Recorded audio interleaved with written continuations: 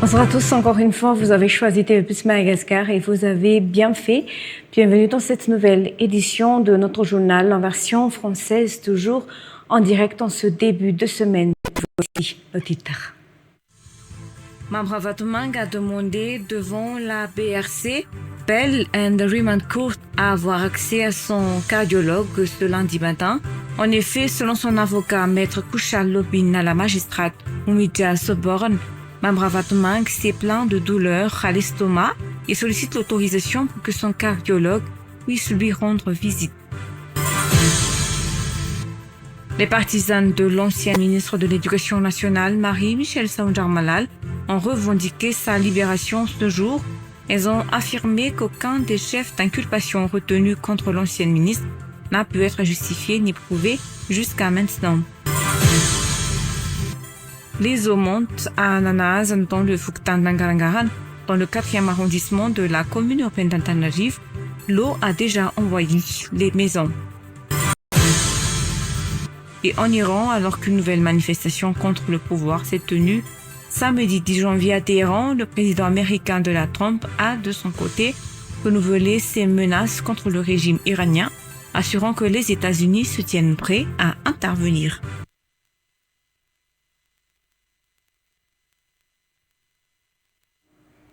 À l'une des actualités, Mamravatmang a demandé devant la BRC, Bell and Remand Court, à avoir accès à son cardiologue ce lundi matin.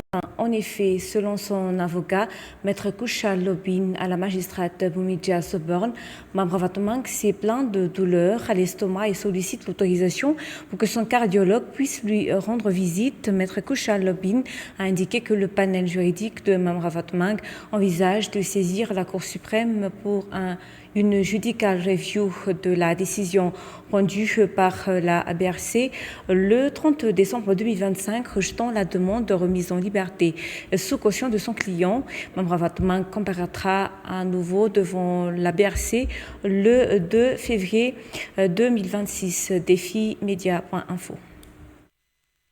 Mamravatmang s'est plaint de douleurs à l'estomac et sollicite l'autorisation pour que son cardiologue puisse lui rendre visite. C'est ce qu'a indiqué ce lundi matin son avocat, Maître Kushal Lobin, à la magistrate Umidja Soborn, devant la BRC, Pay and Remand Court. Lors de l'appel de l'affaire tenu par visioconférence, le responsable de la prison de Melrose a informé la cour que l'homme d'affaires malagasy avait refusé d'apparaître à l'écran. En réponse, Maître Kushal Lobin a précisé que son client ne se portait pas bien.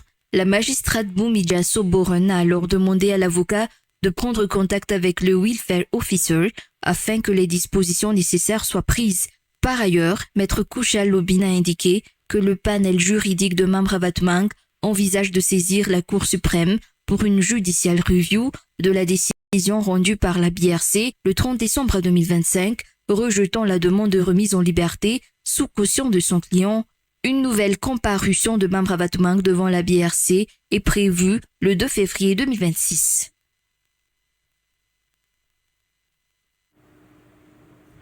Actualité politique, les partisans de l'ancienne ministre de l'Éducation nationale, Marie-Michel Saoundja-Armalal, ont revendiqué sa libération ce jour. Elles ont confirmé qu'aucun des chefs d'inculpation retenus contre l'ancienne ministre n'a pu être justifié ni prouvé jusqu'à maintenant. Or, sa libération n'a pas encore eu lieu. Face à cette situation, les femmes partisanes de Marie-Michel Saoundja-Armalal exigent en tant que mère de famille sa libération.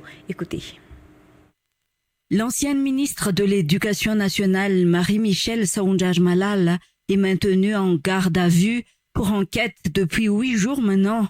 Or, on lui a déjà fait signer une fin de garde à vue le 9 janvier dernier, après 5 jours de détention selon le rapport des partisanes de cette ancienne ministre ce jour. Malgré cette signature qui aurait dû marquer la fin de sa garde à vue, elle n'a pas encore pu rejoindre son foyer jusqu'à ce jour, sont toujours ses partisanes. Et en tant que mère de famille, les groupes de femmes qui soutiennent Marie-Michel Saoundjar Malala sollicitent sa libération immédiate. En effet, cette ancienne ministre est également mère de 3 enfants, d'où cette expression de solidarité féminine de la part de ces dernières. D'autant plus que tous les chefs d'inculpation qui pèsent sur l'ancienne ministre ne sont que des fausses accusations sans preuve, ont tenu à préciser ces associations de femmes qui soutiennent Marie-Michel Saoundjar Malala. Il n'y a donc plus aucune raison pour la retenir en garde à vue après les enquêtes menées par les responsables concernés. D'après toujours la déclaration de ces associations, Marie-Michel Saoundjar Malala devrait encore passer pour enquête devant la brigade criminelle ce jour. À titre de rappel, avant sa mise en garde à vue, le domicile de cette ancienne ministre a fait l'objet d'une perquisition le 4 janvier dernier. Elle a également subi une enquête auprès de la police économique avant de faire face avec son conjoint à une enquête patrimoniale par la suite. Autre sujet, les eaux montent à Nanahazana dans le Fouktani, d'Angarangana, dans le 4e arrondissement de la commune urbaine d'Antananarivo a déjà envahi les maisons. Les habitants se déplacent sur des embarcations de fortune construites à partir de toiles et de jacinto. Les habitants en appellent aux autorités à mettre en place dans l'urgence des dispositifs de drainage de l'eau. Nanahazana, un quartier du Fouktani d'Angarangara à Anousbe dans le 4e arrondissement de la commune urbaine d'Antananarivo est complètement inondé. L'eau a même envahi des maisons. Selon les habitants de Nanahazana, l'obstruction des canaux d'évacuation est l'une des causes de cette montée des eaux. Les habitants de Nanahazana affirment qu'ils vivent dans ces conditions à chaque saison des pluies. La montée des eaux complique la situation sanitaire sur place, ont déclaré les habitants de Nanahazana. Parmi les personnes les plus affectées par cette situation figurent les enfants qui souffrent de maux de ventre. Et la saison des pluies va encore durer un certain temps, se lamentent les habitants de Nanahazana. Les habitants utilisent des embarcations de forme arrondie réalisées à partir de toiles et de jacinthes d'eau pour se déplacer. Pour pouvoir monter à bord, une personne doit payer 200 ariary. Ce sont surtout les travailleurs et les étudiants qui se déplacent grâce à ces embarcations. Cependant, ce moyen de transport improvisé ne dessert pas tout le quartier, obligeant certains habitants à patauger dans l'eau. Une autre solution temporaire a été adoptée par les habitants, la construction d'une passerelle en bois. Parmi les mesures initiées par les responsables du Fouktani figure encore le curage des canaux d'évacuation des eaux. Les habitants de Nanahazana sollicitent les autorités pour qu'elles mettent en œuvre des solutions durables. Et puis les travaux de réhabilitation de la route nationale numéro 2 reliant Thomas Nantananarivo vont débuter dès l'année 2024. Malgré les difficultés liées aux conditions météorologiques et à la forte circulation, les travaux se poursuivent. Le taux d'avancement des travaux atteint actuellement 39% selon le ministre des Travaux publics. Concernant la RN5, les travaux de réhabilitation et de reconstruction de la route et des ponts sur cet axe se poursuivent également. Abraham Khazafi. Depuis le début de l'année 2024, les travaux de réhabilitation de la route nationale numéro 2 reliant Thomas Nantananarivo sont entrés dans leur phase active. L'objectif est d'améliorer la circulation et de réduire la dégradation de cette route stratégique endommagée depuis plusieurs années. Toutefois, l'entreprise en charge des travaux fait face à plusieurs contraintes, notamment les conditions météorologiques défavorables et l'intensité du trafic routier qui perturbe l'avancement des chantiers. Face à cette situation, des consignes claires ont été données à l'entreprise afin d'assurer le maintien de la circulation sans interrompre totalement le trafic. D'après le dernier rapport, 39% des travaux ont été réalisés à ce jour. Les opérations de pose de goudron ont également commencé sur certains tronçons lorsque les conditions météorologiques le permettent. En ce qui concerne la route nationale numéro 5 reliant Thomas Neufpointe, les travaux ne sont pas encore achevés.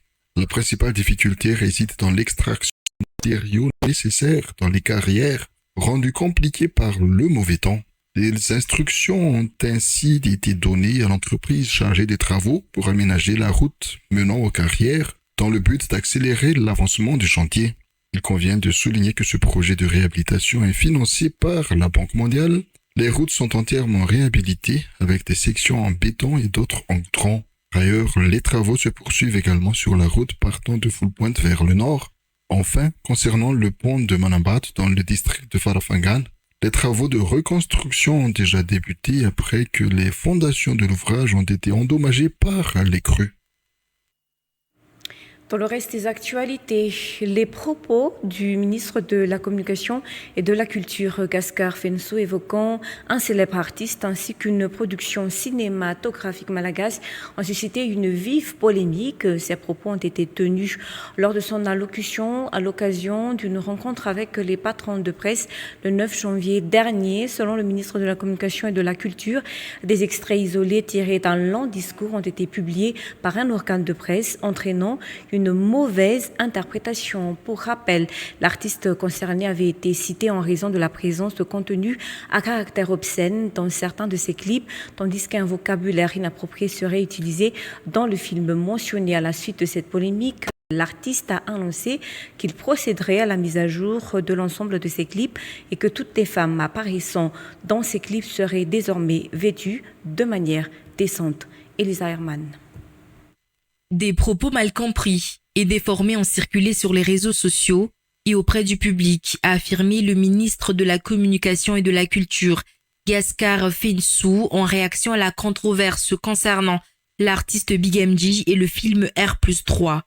Pour rappel, lors de sa rencontre avec les patrons de presse, le 9 janvier dernier, le ministre avait annoncé l'envoi de lettres de rappel aux artistes et producteurs audiovisuels concernant la diffusion de vidéos à caractère obscène ou dénudé, ainsi que la prise de mesures appropriées.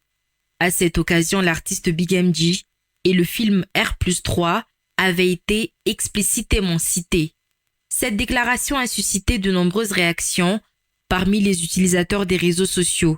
Elle a également provoqué la colère de l'artiste Big MJ, qui a déclaré qu'il mettrait à jour l'ensemble de ses productions et veillerait à ce que les femmes apparaissant dans ses clips soient vêtues de lambawan par respect des valeurs et de la culture malagasy. Par la suite, le ministre de la Communication et de la Culture, Gaskar Fensou, a tenu à préciser qu'il s'agissait d'extraits sortis d'un discours lent et complexe publié par un média, ce qui aurait conduit à une mauvaise compréhension de la part des producteurs et du public.